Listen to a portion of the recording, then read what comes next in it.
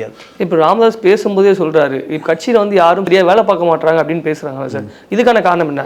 அன்புமணி தான் அதை முடக்கிறாரா? இல்லை, அன்புமணி யாரும் முடக்கலைங்க. அது முடக்கியதே ராமதாஸ் தான். கட்சி செயல்படாமல் போனதே ராமதாஸ் தான் காரணம். என்னென்னா 96 சுயேட்சையாக தனியாக நின்று 4 எம்எல்ஏ, 96 எங்கே, 2025 5 எம்எல்ஏ.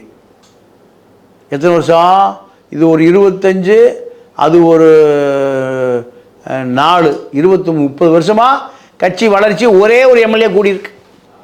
அப்போ அரசியல் மக்கள்கிட்ட போய் சேராமல் ராமதாஸ் மக்களை ஏமாற்றுகிறாருன்னு இந்த மக்களே நம்புகிறான்.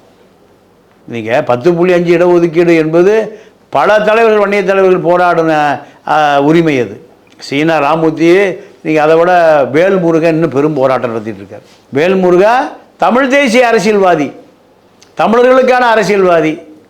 இந்த இடத்துக்கு யார் இருந்திருக்கணும்? ராமதாஸ் இருந்திருக்கணும். ராமதாஸ் தவற விட்டதைத்தான் வேல்முருகன் இப்போ சேரார் தமிழ் தேசிய அரசியலை.